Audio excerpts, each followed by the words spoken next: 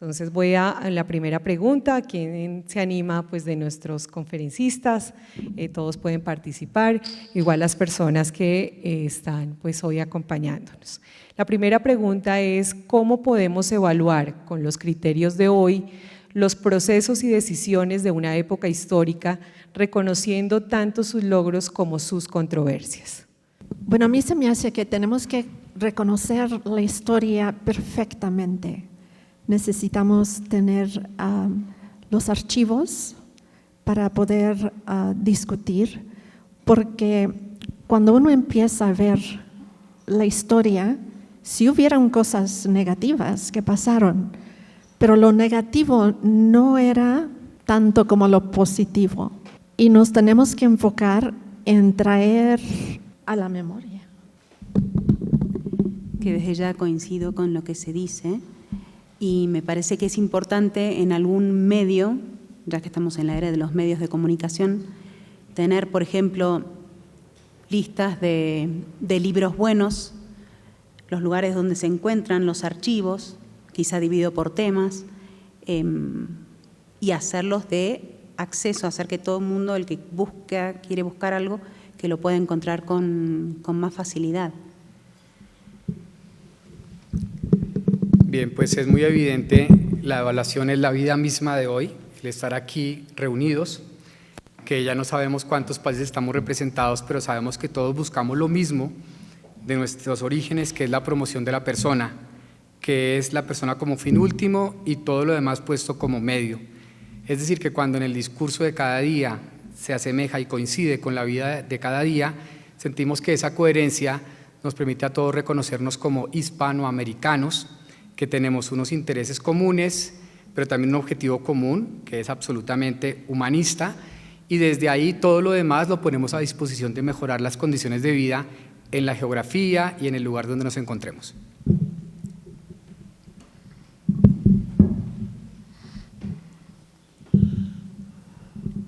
Bueno, es una pregunta difícil de contestar, ¿no? Así, sin contexto. Yo creo que esta gente que facilitó el encuentro, tanto la reina como otras personalidades de aquella época y los valientes que fueron al encuentro a cruzar los mares a la aventura, ¿no? Porque pues aquello era con viento, si soplaba el viento sí, había huracanes, ahí no había ni móviles, no había nada.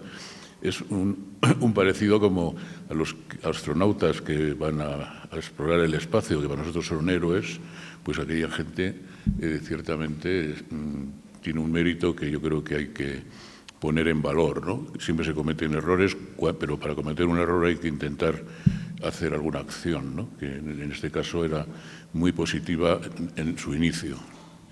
Y por otra parte yo creo que poner en valor la hispanidad y las acciones que se llevaron desde, en este caso, el Reino de Castilla, que estaba no solamente intentando explorar las Américas, sino estaba intentando terminar de echar a los que nos habían invadido, ¿no? O sea, que tenía una tarea intensísima, para que se pudiera volver a echar chorizo y morcilla al cocido, y eso no era ninguna broma. Y por lo tanto, yo creo que la hispanidad, igual que en su momento la Commonwealth fue una unión de los territorios, ¿no? que habían pertenecido a las colonias inglesas, y eso pues le dio o le pudo dar un interés, ¿no? Práctico, económico y comercial.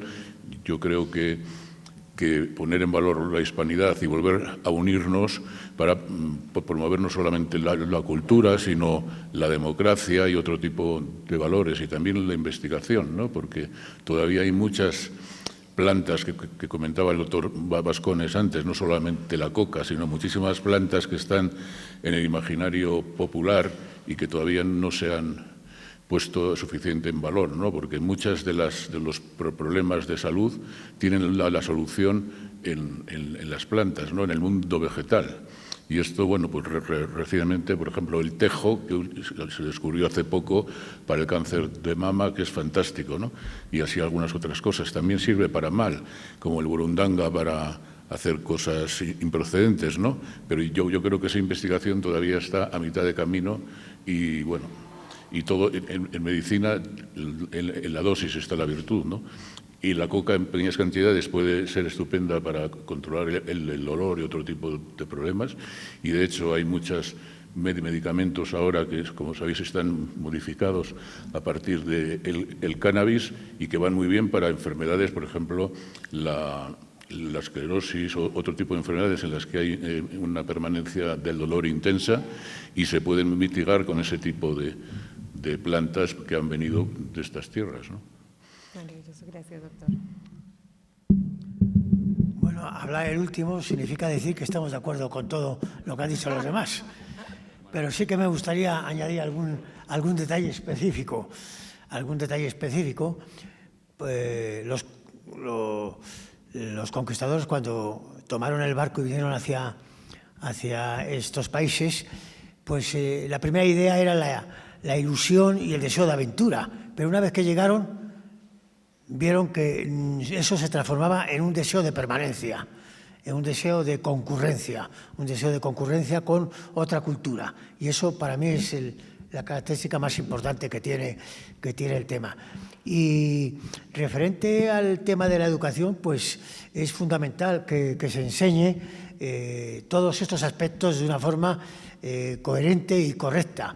Por ejemplo, los americanos no saben que el Día de Acción de Gracias fue Menéndez Pedro de Avilés que, junto con los colonos, dio gracias a Dios por la cosecha que había habido. Y hoy día, el Día de Acción de Gracias es el día de las rebajas de los comercios. Y la gente va a comprar sin saber, y luego se reúne la familia a tomar el pavo, sin saber que hay un factor de 1600, donde hubo un español que dio gracias a Dios por una cosecha. Así que para mí lo más importante es el deseo de permanencia que tuvieron los conquistadores una vez que pusieron pie en la tierra. Al principio era ilusión, era aventura, pero una vez que llegaron, deseo de permanencia y deseo de continuidad y deseo de mezcla. Y se mezclaron y vivieron en un país desconocido para ellos, pero vivieron con la idea de morir. Bueno, muchas gracias, doctor. No sé quién nos acompaña con alguna participación de qué podemos evaluar con los criterios de hoy los procesos y decisiones de una época histórica, reconociendo sus logros y controversias. No sé si alguien quiere el micrófono. Ya tenemos 2 manos levantadas. Muchas gracias. Ya le llevan el micrófono. Gracias. Yo creo que haciendo alusión a María Elvira Roca Barea, nosotros en principio estamos cometiendo un error al evaluar el pasado con los criterios de hoy. Creo que eso es un grave error porque estamos haciendo juicios de valor anacrónicos. Entonces, primero tenemos que ponernos en situación para evaluar para tratar de entender cuáles fueron los hechos que rodearon todo este proceso de evangelización que no conquista, que hoy lo aprendí, que rodeó el proceso de evangelización de las Américas.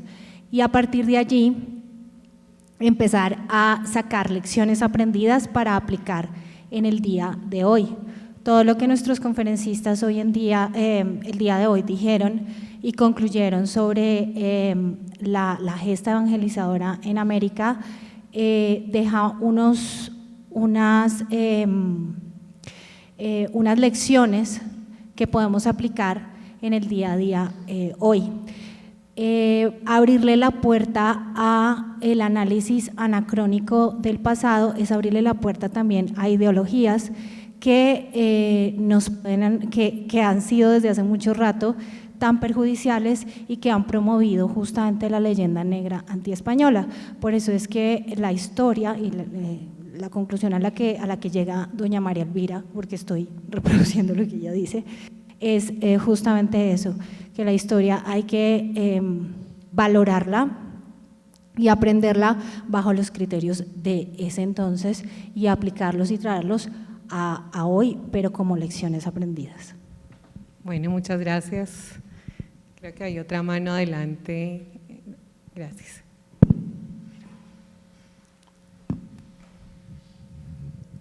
Cuando se cumplieron los 500 años del descubrimiento, hubo muchos foros y muchas conversaciones sobre, ya no se hablaba del descubrimiento, sino del encuentro. Pero en la Universidad de San Marcos, en uno de esos debates, me acuerdo que un historiador español puso orden en la sala cuando entraron en episodios reivindicativos sobre todo los indigenistas, ¿no? Y sus oficiantes, los antropólogos. Entonces, este historiador les dijo: mire, los españoles de que ustedes hablan son ustedes, y los indígenas de que ustedes hablan son ustedes. Ustedes son el español que se quedó aquí y el indígena que se quedó aquí. Sin embargo, hoy en día los movimientos indigenistas, nada más aquí tuvimos un episodio el viernes pasado, donde unos indígenas que llegaron a la Universidad Nacional empezaron a tirar arcos y flechas a la embajada americana de los policías.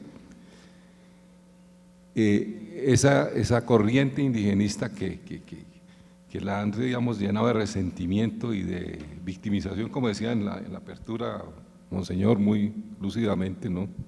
Se victimizan y se ideologizan en función de victimizarse, ha cogido demasiada fuerza, ¿no? Yo pensé que con ese argumento que se dio esa vez en la Universidad de San Marcos iban a calmar los ánimos, pero no, esto siguió cada vez increciendo. Y hoy en día en Colombia los indígenas, cada vez que pueden hacer lo que les dé la gana, ahí se metieron al Ministerio del Interior y se tomaron el Ministerio del Interior y nadie les opuso la menor resistencia. Aquí se toman el Parque Nacional, los Emberas, y se quedan hasta cuando quieren y se van cuando lo permiten, y hacen abusos de todo tipo, porque es público y notorio que maltratan a los hijos, maltratan a las mujeres, viven borrachos, inclusive han cometido homicidios porque mataron a una persona ahí en ese parque una vez, y eso sigue, y siguen muy campantes, y es como, digamos, es peor que una blasfemia decir uno que no están haciendo nada bueno, ¿no? Hay una superprotección, inclusive también de parte de muchas entidades europeas, ¿no? No es solamente instituciones locales y europeas. Entonces, no sé, yo quisiera preguntarles a quienes nos ilustran, y les agradezco mucho todo lo que nos han hecho reconocer de la Reina Isabel la Católica, porque yo estaba pensando también que es una especie de eslabón perdido de nuestra historia. En nuestra historia se habla de la Reina Isabel, pero muy tangencialmente, se habla más de Colón, de los conquistadores, en fin, pero de la Reina se habla muy tangencialmente, y ustedes pues la ponen en foco de una manera muy, muy actualizada además. Entonces yo quería saber cuál será el antídoto contra ese indigenismo rampante que está instalando en toda América, ¿no? Que le está dando dolores de cabeza a todos estos países. Agregar a lo que se ha dicho, que creo que es todo muy pertinente, que debemos enfocarnos en una meta mucho más puntual y objetiva hacia adelante. Esa meta, a mi entender, debe ser la exaltación de una figura, la exaltación de un perfil, de una persona, que es, para este caso, la Reina Isabel la Católica. Y para eso tiene que haber un proceso ecuánime de verdad y apología. De verdad, para aceptar y reconocer en la historia los vacíos o dificultades que puedan haber existido, pero también para defender de manera valiente la verdad que no se dice, o para atacar, si la palabra cabe, decentemente, las mentiras que se quieren imponer. Yo creo que en ese sentido es muy importante enfocarse en exaltar la figura de la persona como una persona mirada de manera, y en esto lo comento como teólogo, mirada de manera providente por la misericordia de Dios, y que en ese sentido, hacia el futuro, el tema teológico pueda jugar un poco más dentro de todo este proceso, que yo creo que es muy interesante y que hay aún muchas cosas por explorar y hacer avanzar. Gracias. Bueno, muchas gracias. No sé si alguno nos quiere acompañar. Sí, lo que yo quiero agregar es que sin lo que hizo Isabel la Católica, no estuviéramos nosotros aquí. Y todo lo que pasó en la historia, buena o mala, fue en el pasado, donde pensábamos totalmente diferente de lo que pensamos hoy. Hoy pienso que estamos más abiertos, unos de nosotros podemos aceptar que hay diferencias en cómo pensamos, pero sí la diferencia de qué estaba sucediendo en ese tiempo. ¿Por qué se hicieron esas decisiones? Pero ya hay que perdonar lo malo que se hizo y seguir al futuro. Porque de aquí nosotros estamos en un lugar muy bueno. De aquí podemos forjar lo que Isabel la Católica empezó con las personas en la hispanidad que tenemos ahora. Bueno, muchas gracias. Bueno, quisiera hacer algún comentario, y es cómo la reina Isabel realmente es una persona que la defino yo como visionaria. ¿Y en qué sentido quiero referirme a que es visionaria? Y es con todos los adelantos que tenemos ahora, y nos hablaba ya el doctor Aparicio sobre la inteligencia artificial, pero también viendo los grandes avances, y quiero hablarles como genetista desde la edición genética, que tenemos a unos pasos y ya estamos viviendo la cura de enfermedades que eran incurables, incluso medicina personalizada, la terapia contra el cáncer. ¿Qué es lo que nos ha hecho en mucho ese reconocimiento de todo lo que se conoce en genética, el vigor híbrido, y es ese encuentro entre culturas? Esa recombinación de los genes, eso nos previno de enfermedades, nos dio la fuerza y nos hace que como humanidad tengamos muchas oportunidades para vivir, y en eso tenemos dos opciones: ser víctimas o ser responsables de esa herencia que pienso yo que es maravillosa, y en eso pues un mensaje de cooperación, o sea, de la posibilidad que tenemos a través de la cooperación y desde ese aspecto que lo menciono yo como biológico, como genético, pero que llega al humano a través de unirnos y de seguir generando grandes oportunidades. Creo que todos tenemos muchos allí aspectos también para opinar, pero por temas del tiempo, aquí he visto varias veces la pancarta. ¿Estamos bien? Bueno, vamos a hacer una segunda pregunta para nuestros conferencistas y para todas las personas que nos acompañan, y es que vamos a decirlo de pronto una sola por cada uno: ¿qué enseñanza nos deja el intercambio entre culturas para afrontar los desafíos globales que hoy estamos viviendo? Una enseñanza que podamos traer de lo que ha sido pues este escenario histórico y que nos sirva para enfrentar, ya nos hemos mencionado muchos, pero uno con el que cada uno se identifica, que sea la oportunidad para afrontar ese desafío global.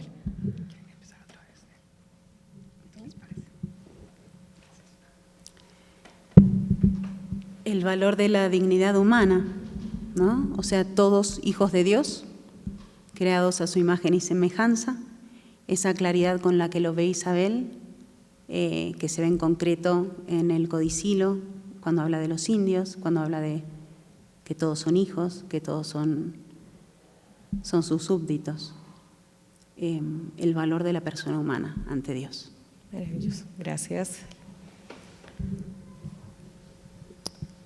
Yo también coincido con eso, que eso es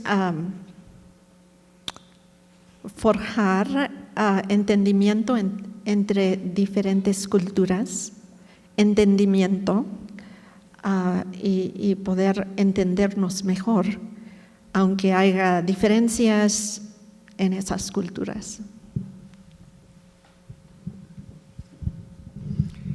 Aquí parece que lo que emerge es un tema de perspectiva, y ahora lo hemos hablado también en el break, la importancia de pensar que somos 700 millones de personas que hablamos el castellano, que también desde la ciencia y la investigación estamos, es quien ha tomado la vocería y el liderazgo, la cultura anglo, por ejemplo, científicamente ellos marcan la pauta y nosotros la seguimos y los citamos a ellos, ahora lo comentábamos, pero qué importante poder entre todos hacer un bloque de creación del conocimiento, de divulgación y hacer que también el español sea una lengua vehicular y que esa vehiculación también sobre temas de ciencia, de evidencia, de resultados para mejorar las condiciones de vida de las personas.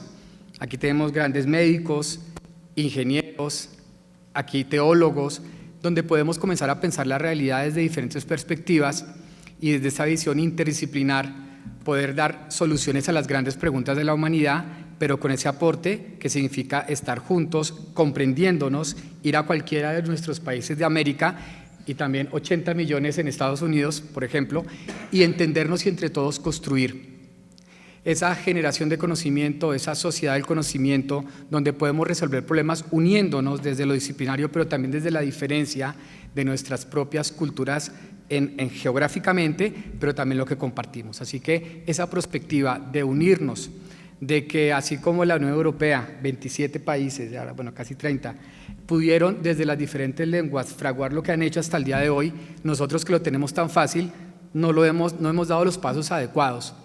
Y la figura de Isabel la Católica, que un día tomó la decisión, pues una decisión muy bien informada, de venir a abrir un nuevo mundo y que por ese motivo familias de pocos miles vinieron asentándose y crearon esta América tan diversa pero tan rica. Qué interesante sería que desde la perspectiva aprovechásemos todo lo que nos une y comenzáramos a colaborar, a cooperar en la resolución de los problemas de la humanidad.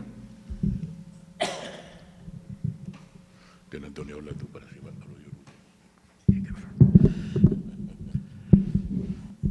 Bueno, yo creo que el problema, yo insisto otra vez lo mismo, el problema de la educación, la ciencia no es algo parcelar, es transversal, es holística, y entonces esta ciencia en el contexto español, del idioma español me refiero, pues debe de extenderse a todos los países de habla hispana. Si nosotros consiguiéramos que todos estos países, los que hablan en español en este momento, que son cientos de millones, 600 millones y pico de personas que hablan español, consiguiéramos ser una lengua vehicular que transmitiera no solamente cultura, sino ciencia también, porque la cultura sí, efectivamente el español la transmite, pero la ciencia no tanto, es la escuela anglosajona la que lo hace, pero si consiguiéramos enfrentar ese tema de transmisión del saber académico y científico entre todos los países, en lugar de estar peleándonos por situaciones muchas veces infantiles que no conducen a ningún lado, si consiguiéramos unirnos todos, conseguiríamos controlar las enfermedades, conseguiríamos que la tecnología fuera mucho mayor y más desarrollada, conseguiríamos que la vida de las personas fuera mucho mejor y conseguiríamos que el español fuera la lengua vehicular que transmitiera todos estos conocimientos a todos estos países. Por eso creo que, insisto, la educación es un viaje de la educación, el viaje que comienza con el niño, en la familia, en el colegio, en la universidad, en la sociedad. Y todo esto se transmite poco a poco y se puede conseguir que seamos unificados todo el tema científico en español para todos los países. Bueno, yo voy a llevar el discurso a mi terreno. Creo que lo que no tienen los yanquis en toda su dimensión es una dieta tan saludable, tan interesante desde el punto de vista de salud, de gastronomía, de estética visual incluso, como la dieta mediterránea. Podíamos plantear la dieta iberoamericana, porque fíjense ustedes que los alimentos, o sea, la dieta mediterránea tiene un perfil nutricional, pero ese perfil nutricional se puede conseguir con una patata, con un rábano, con una batata, con la yuca o con lo que sea. O sea que podemos buscar elementos equivalentes que sean representativos o más aceptados en los distintos países de Iberoamérica. Y esto sería la dieta iberoamericana. Recuerden lo que les voy a decir. Ya hay un intento de estos por parte de los nórdicos, que es la dieta nórdica. Y los nórdicos lo que están intentando es, donde aquí pongo cerdo, allí pongo jabalí. Y donde pongo tomate, pongo no sé qué, ¿sabes? O sea, están intentando hacer equivalencias de lo que tienen por ahí los países nórdicos para hacer un símil de la dieta mediterránea. Y por lo tanto, nosotros podríamos también hacer un planteamiento, una reflexión con todos los grupos de trabajo que puede haber en el continente iberoamericano, de una propuesta de una dieta iberoamericana, que no sería una dieta estricta, sino sería un perfil, ¿no? Con luego, bueno, pues cada uno puede, donde pone pimiento pone chile, donde pone no sé qué pone no sé cuántos, pero bueno, entender que al final el perfil es lo que verdaderamente tiene potencia en la fertilidad, en el Alzheimer, en la depresión, en el cáncer, en las enfermedades cardiovasculares, o sea, es que lo tiene todo. Y solo hace falta hacer una revisión a la literatura y podemos ver que es algo que no tiene competencia. Y por lo tanto nosotros podemos hacerlo porque tenemos equivalencias y tenemos también este gen genuino de ser buen grumán, ¿no? O sea, que nos gusta la comida apetitosa que tiene, bueno, cualidades organolépticas que no tienen otras. Y eso no lo tienen ni los yanquis, ni los ingleses, ni los alemanes tampoco. Y nosotros sí lo tenemos y podría ser una parcela en la que podríamos coincidir. Así que ustedes, que son los líderes aquí en este país, hagan una reflexión y podemos hacer un encuentro para proponer la alimentación, igual en vez de dieta pondríamos alimentación iberoamericana. Sabor, salud y sostenibilidad. Lo que el doctor Aranceta está planteando es el sincretismo llevado a la gastronomía. Lo que los exploradores hicieron en su momento con la religión, la cultura, la pintura, él lo está llevando en este momento a la gastronomía. Me parece una idea magnífica. Bueno, muchas gracias. Entonces, dignidad de la persona, entenderse desde la diferencia, prospectiva para mejorar las condiciones de vida, educación, cultura, ciencia, cooperación y una innovación, alimentación iberoamericana. ¿Quién más le gustaría aportar aquí a esa construcción que estamos haciendo para los desafíos globales? Me parece que estuvieron muy completos los conferencistas. ¿Tenemos otra? Que no me quiero dejar porque creo que es importante, es, como decía antes nuestro presidente, promocionar la educación, o sea, que la base del futuro de un país es la educación de los jóvenes, ¿no? La educación en valores, también en cultura, tal. Ahora parece que la filosofía se ve mal, que se pueda explicar en los colegios, o incluso hasta las matemáticas, porque dicen, ya hay maquinitas que multiplican por ti. No hay que aprender las cosas de memoria, bueno, todas estas historias, ¿no? Y crear pues un paradigma diferente de unión y de cariño a la democracia, porque lo que nos falta es seguramente pues, no basar nuestra idea política en ideología de confrontación. Hombres contra mujeres, empresarios contra trabajadores, y ahora viene una nueva, un peldaño más que quieren acometer nuestros amigos, que es los jóvenes contra los viejos. O los viejos, más bien va a ser los jóvenes contra los viejos. Porque, claro, el joven tiene dificultad para encontrar un trabajo, una vivienda, tal, el viejo ya lo tiene una pensión, tiene unos ahorrillos o tiene un huerto, lo que sea, ¿no? Y entonces eso es lo siguiente que van a proponer nuestros amigos los zurdos. Bueno, muchas gracias. ¿Alguien más? Perfecto, vamos con la última pregunta. Bueno, precisamente veníamos hablando de ese tema que nos mencionaban sobre educación y la pregunta es, ¿qué referentes de educación y de formación ciudadana necesitamos para construir una sociedad más ética, inclusiva y humanista?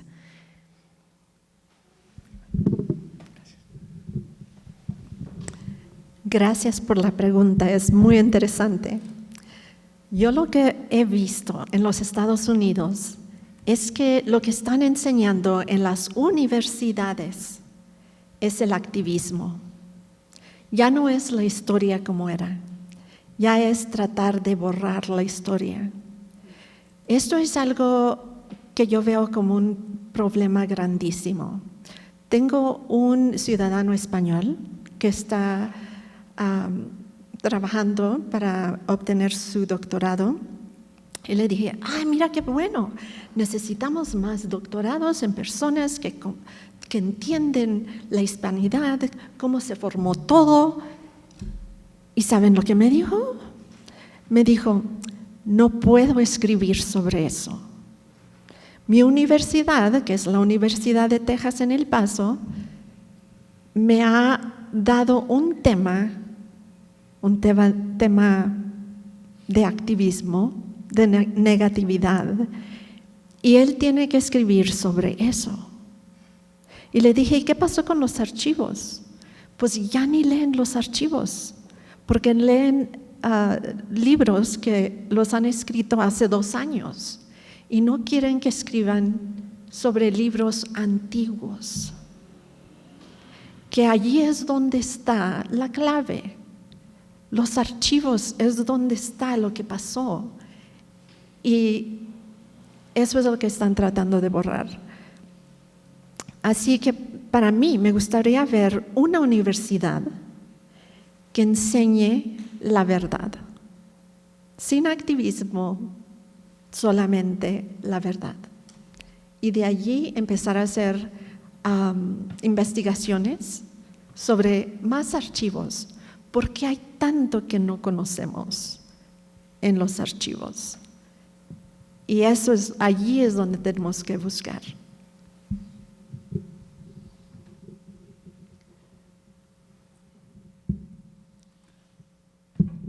¿Sería qué modelo de educación?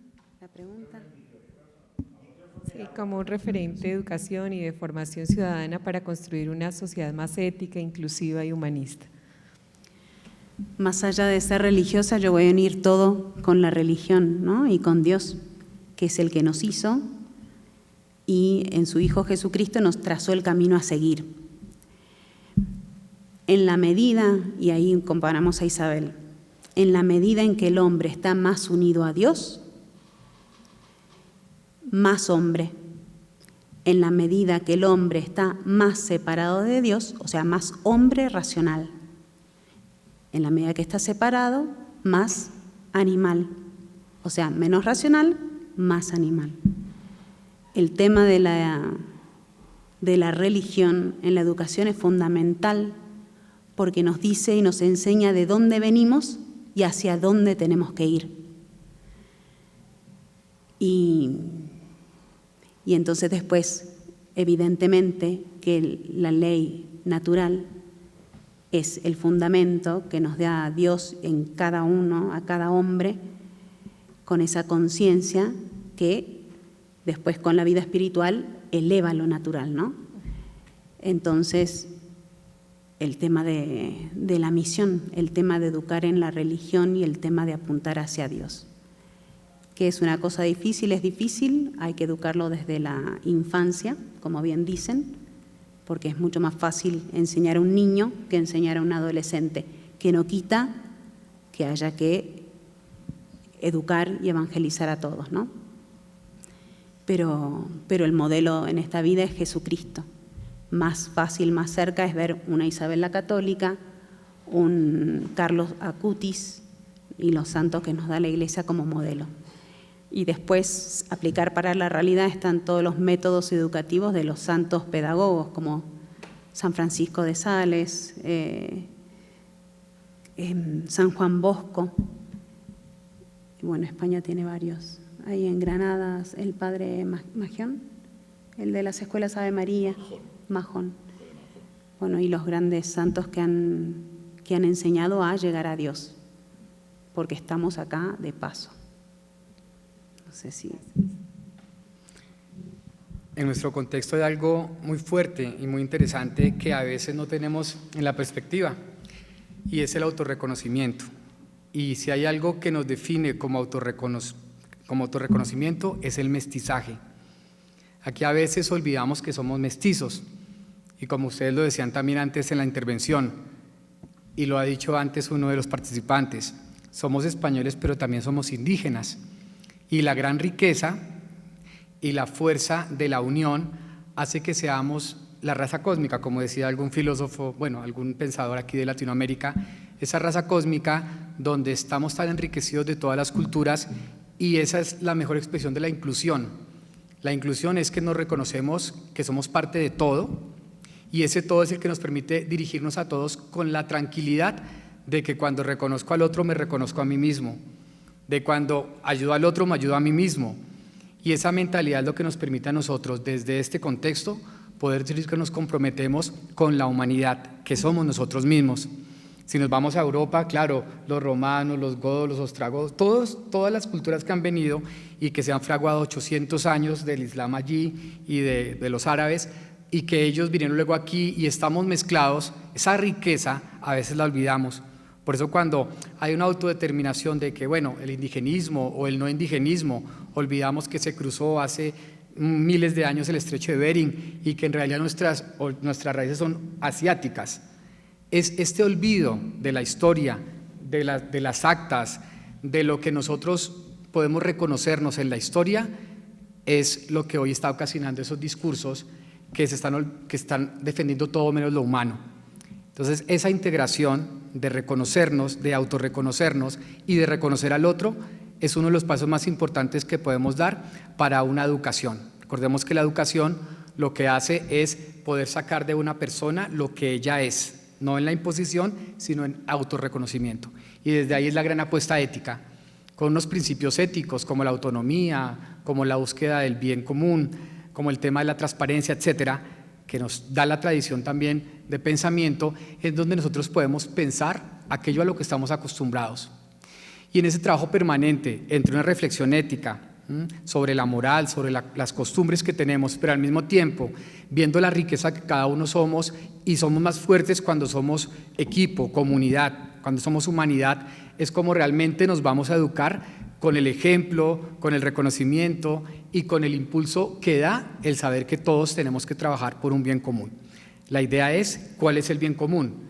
El reconocimiento de qué o de quién, cuál es el fin último y cuáles son los medios.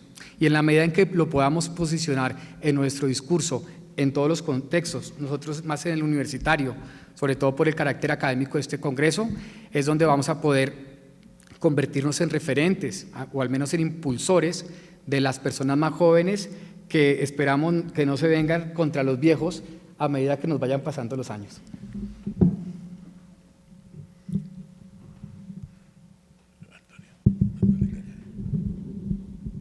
Bien, pero uno de los factores, a mi modo de ver, más importante que existe en las sociedades actuales es que se ha desechado el concepto de Dios, el tema de Dios, de nuestro pensamiento, y entonces parece que no está presente en nuestra vida, y esto creo que es un gran fallo, el educar a las personas sin el concepto que Dios es el centro del universo y el centro de nuestra propia vida.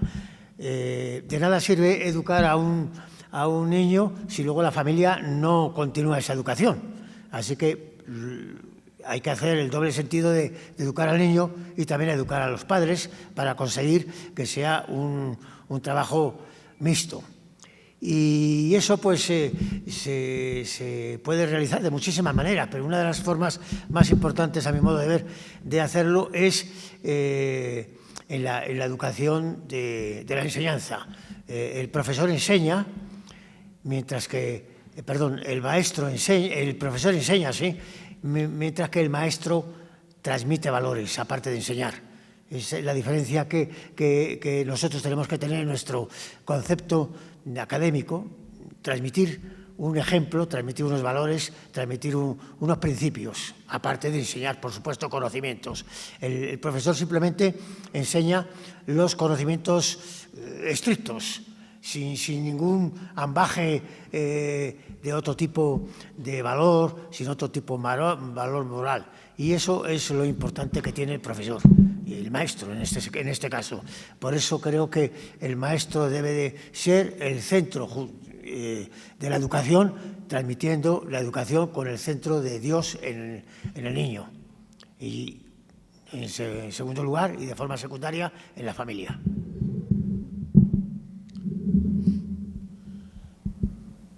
Yo le dejo que hable el primero para que no me lleve la contraria luego. Es por eso. Y para ganar tiempo, y así tiene ideas. No.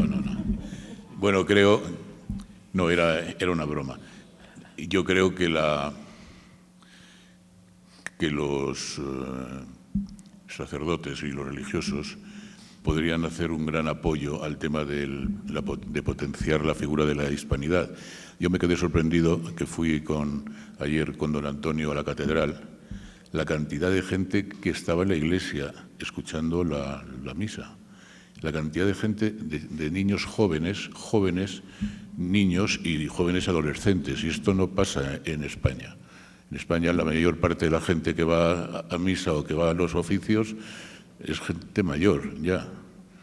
Pero, sin embargo, aquí me llamó la atención. Y yo creo que poner en valor la hispanidad también podría ser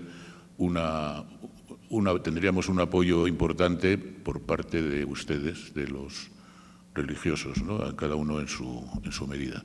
Y otro punto que siempre me ha llamado la atención es que, ahora no sé porque no controlo muy bien el protocolo, pero yo en mis tiempos tuve que hacer el cursillo prematrimonial. En esto no sé que yo no sé si lo siguen pidiendo, pero es que nadie, pero que ahí no es solamente hablar de no sé qué, sino que también hay que hablar de la importancia de ser padres, porque a nadie nos enseñan a ser buenos padres.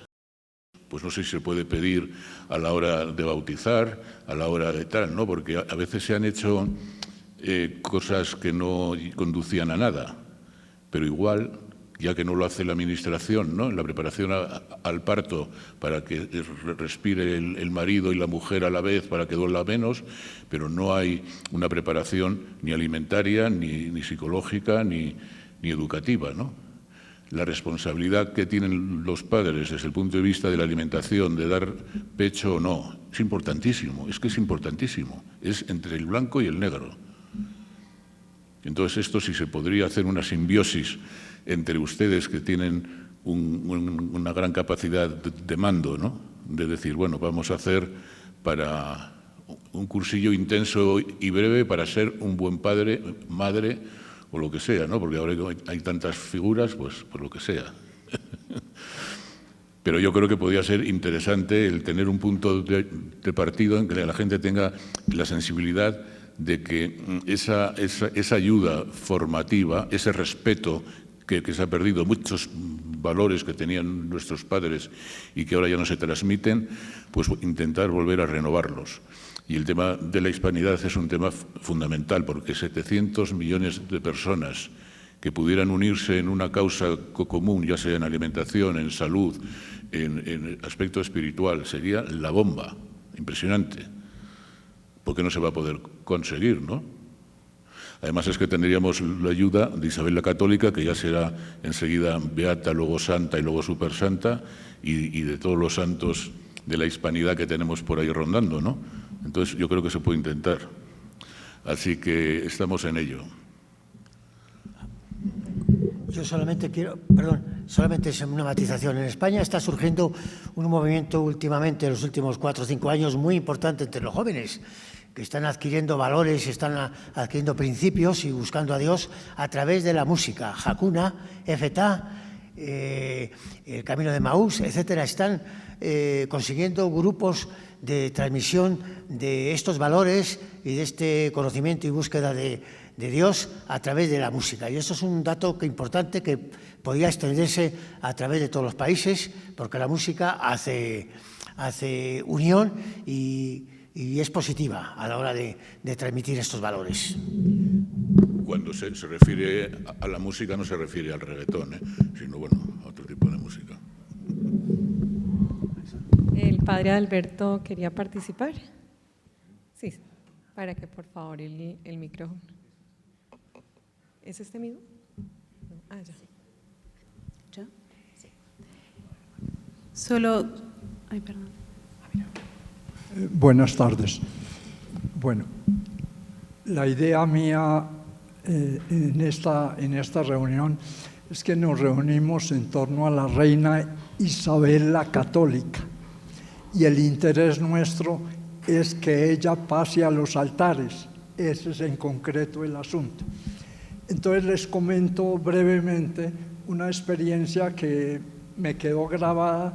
Yo estuve varios años en el mismo convento y compartiendo con el que era en ese momento el que manejaba las causas de canonización. Se llama, murió ya, era un alemán de nombre Ambrosio Esser. 25 años era el secretario general y que manejaba las causas de… Bueno, yendo al grano del asunto, para él era fundamental y lo que él escuchaba era lo siguiente.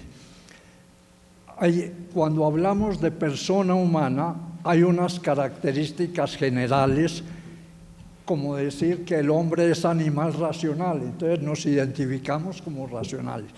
Pero en la definición clásica de Boecio, antes de pensar en esas características comunes, cada uno es cada uno. Es decir, cada persona es absolutamente individual y original. Y eso hasta los niños lo perciben. Cuando nosotros intentamos presentar a la causa de los santos una persona como paradigma de algo, como contribución a la plenitud del misterio cristiano, tenemos que presentar un asunto que es, en cierta manera, único y original. Entonces, yo propondría, o como un intento de ir, lo que podría identificar a la reina Isabel, sería paradigma de cómo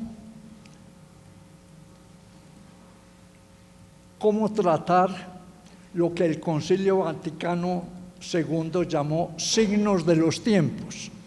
Hubo un dominico español de 1560 más o menos de la Facultad de Teología de San Esteban de Salamanca y él trabajó toda su vida y eso es lo que lo ha hecho inmortal hasta ahora.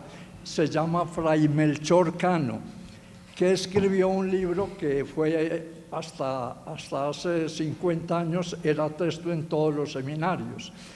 ¿Cómo se hace teología?